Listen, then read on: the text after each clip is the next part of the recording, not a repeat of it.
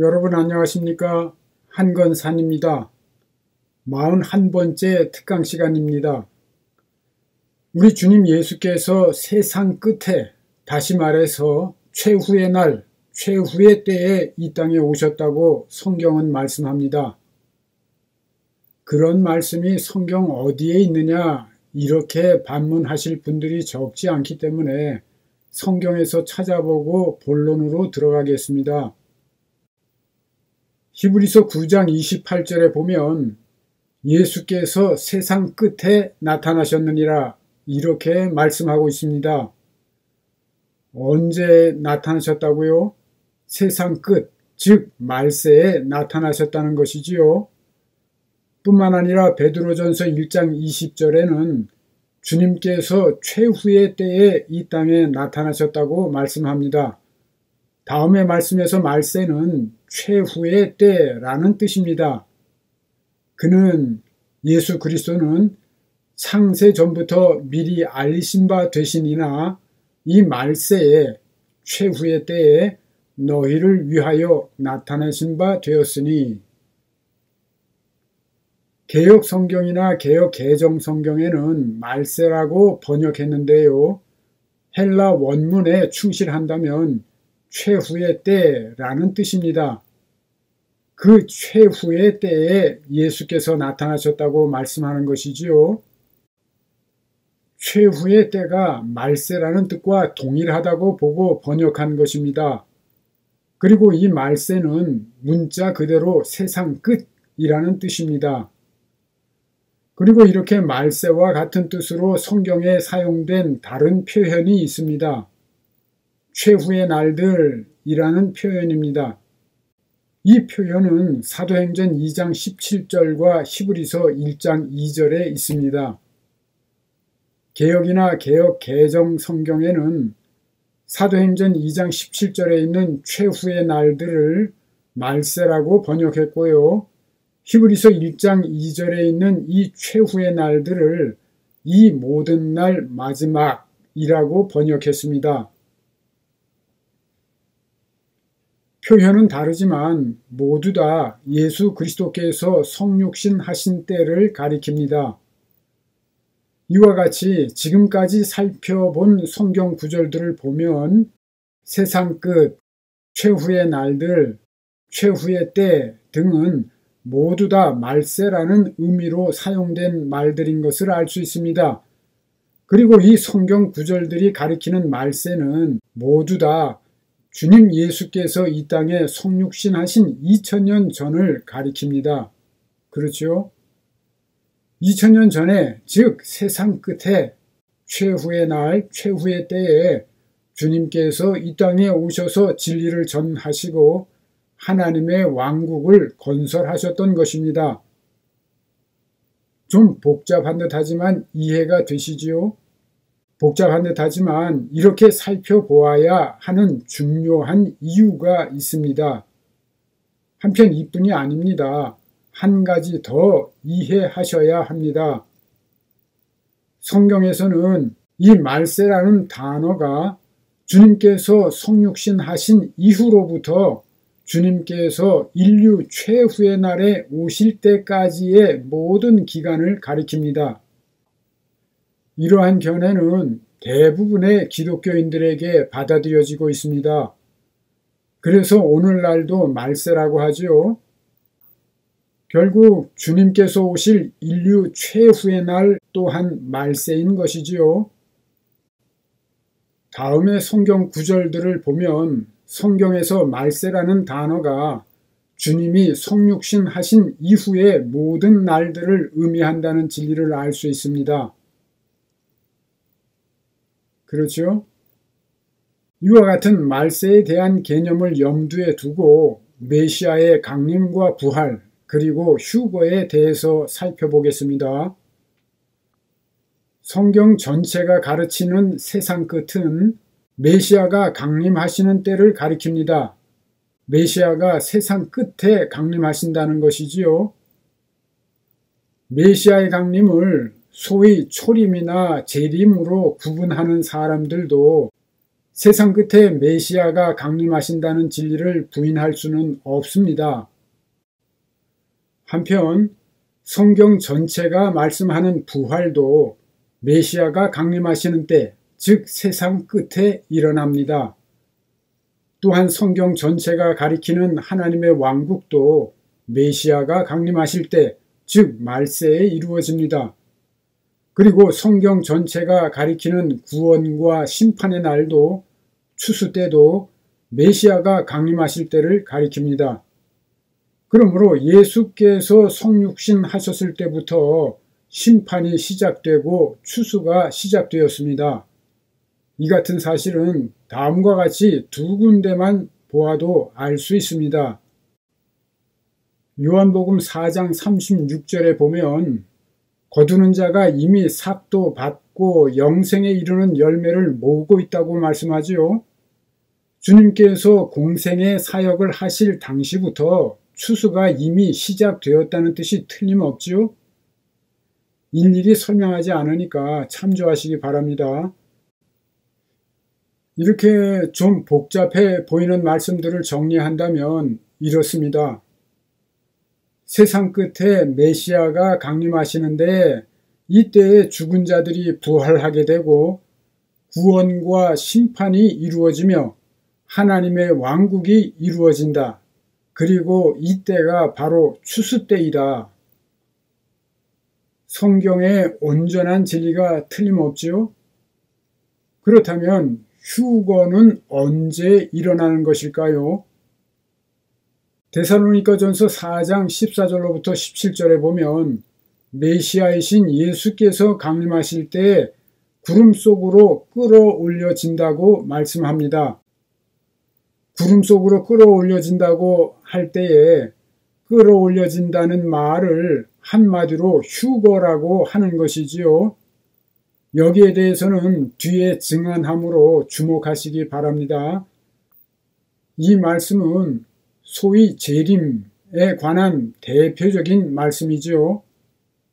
그렇지만 실제로는 성경에 재림이라는 말도 없고 다시 오신다는 말씀도 없다고 본강의 제10강에서 증언했습니다.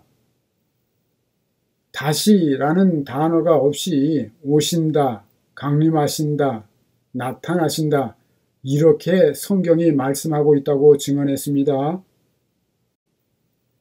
이 성경 말씀에 대해서는 본강의 제11강과 12강에서 자세히 증언했으므로 오늘은 주님 강림하실 때 부활과 휴거가 함께 일어나게 된다는 사실만 확인하시면 되겠습니다. 16절과 17절을 보세요. 예수께서 강림하실 때에 부활과 휴거가 있게 된다고 말씀하죠. 부활하는 때는 세상 끝, 즉 말세이므로 휴거도 마찬가지로 세상 끝, 즉 말세에 일어나는 것입니다. 휴거는 이와 같이 말세에, 달리 표현하자면 최후의 때, 최후의 날에 있게 됩니다.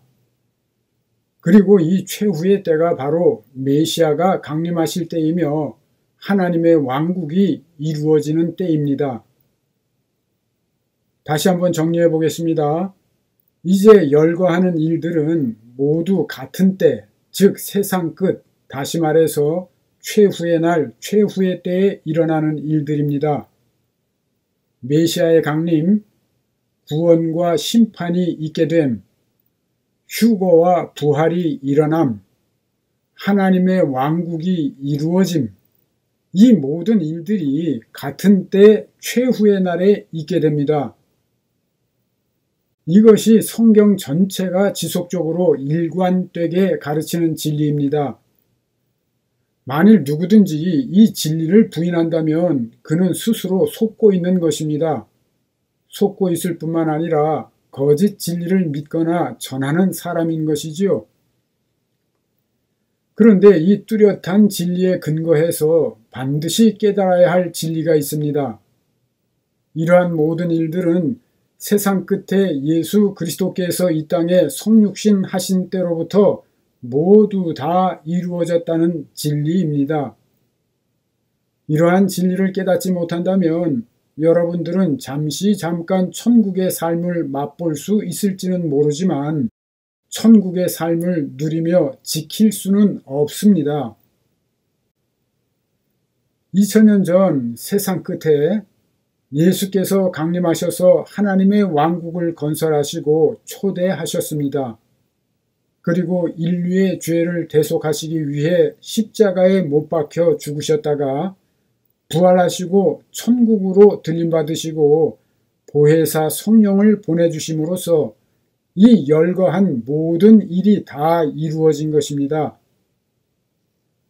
왜냐하면 열거한 이 모든 일은 세상 끝, 즉 최후의 때, 최후의 날에 모두 이루어진다는 것이 성경 전체의 가르침이며 예수께서는 바로 그 세상 끝에 오신 메시아이시기 때문입니다.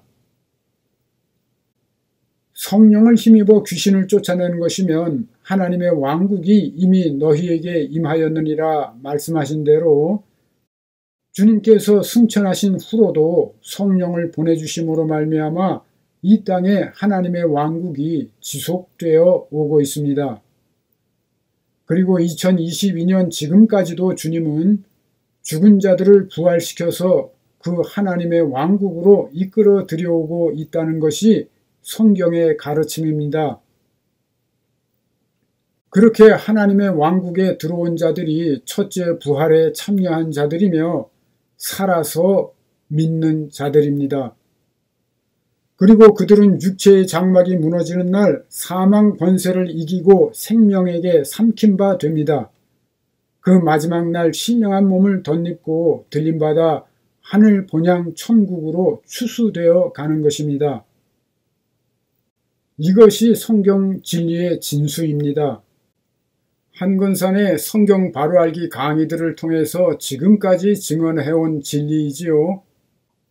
지금까지의 강의들을 제대로 소화할 수 있다면 환상과 비유와 상징들로 가득 찬 요한계시록의 말씀들이 어렵지 않게 다가올 것입니다.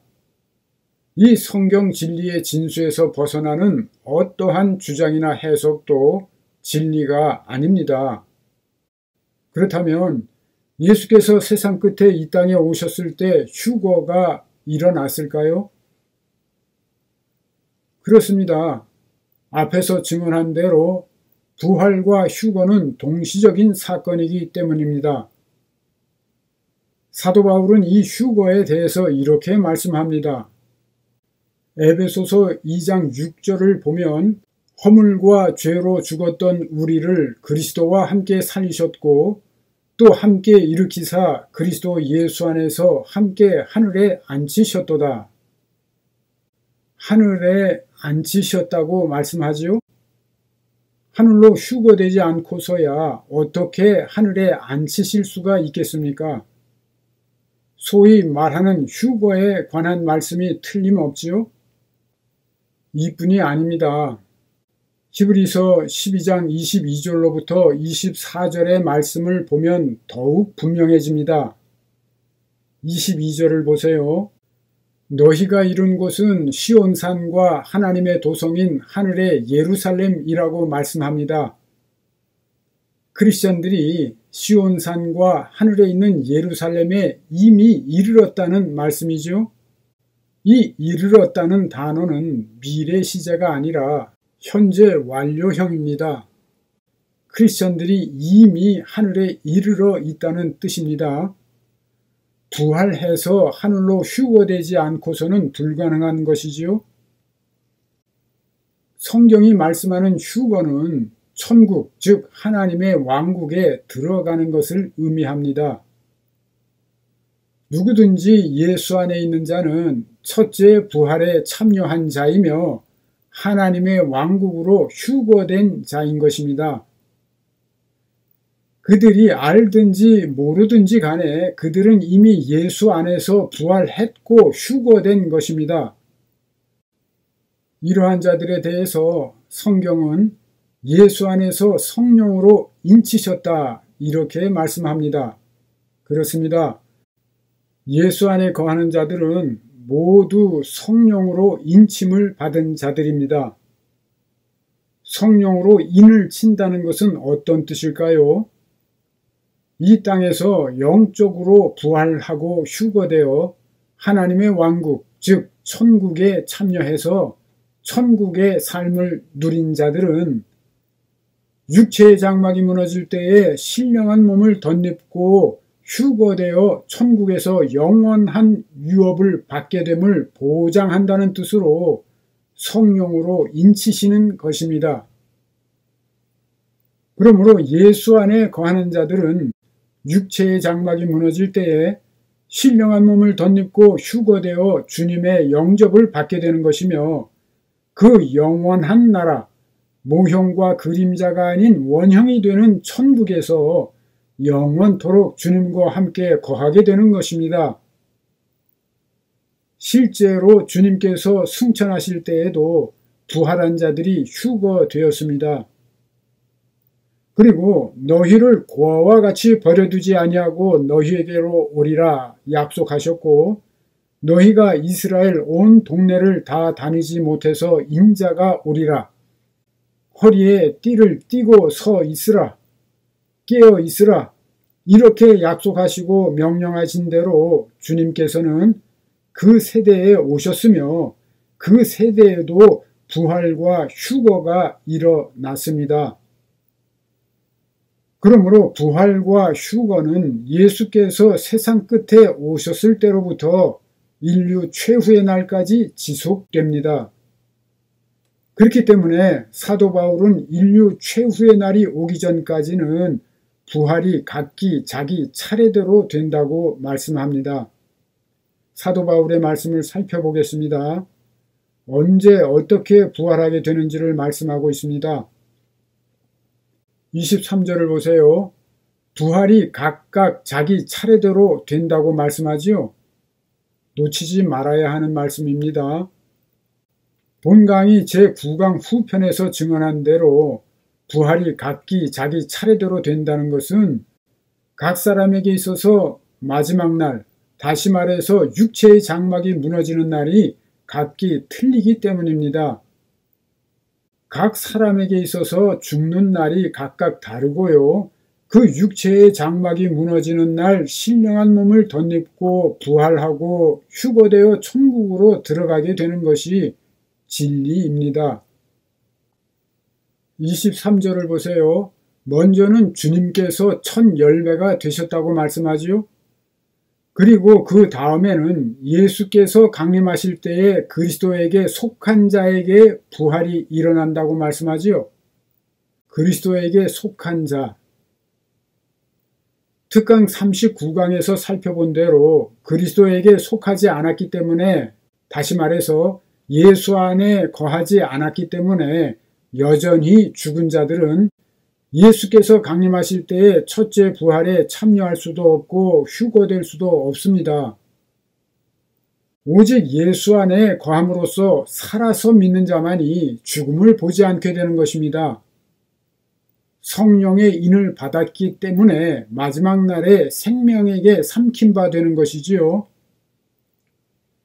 모든 세대의 어느 때에든지 주님께서 강림하실 때에 그리스도에게 속한 자들에게 부활과 휴거가 일어나는 것입니다. 그리고 24절을 보세요. 그 후에는 마지막에 모든 사람의 부활이 일어나게 되는데요. 인류 최후의 날에 만민의 부활이 일어나게 됩니다. 이때는 예수께서 모든 원수를 발 아래에 두시고 나라를 아버지 하나님께 바칠 때라고 말씀합니다. 이때에는 다시 말해서 하나님의 왕국을 아버지 하나님께 드리기 위해서 주님이 강림하실 때에는 모든 육체의 장막이 무너지며 모든 사람이 부활하게 되는 것입니다. 이 도형과 도표는 여러분들이 반드시 숙지하셔야 성경의 진리를 모순 없이 깨닫게 됩니다. 앞으로도 지속적으로 특강 38강의 진리를 보완하면서 모순된 교리나 왜곡되어 있는 이론들과 이단 사상들을 바로잡아 가도록 하겠습니다. 알람 설정하시고 기다려 주시기 바랍니다. 오늘은 여기까지 하겠습니다. 안녕히 계십시오. 한건산이었습니다. 애청해 주셔서 감사합니다.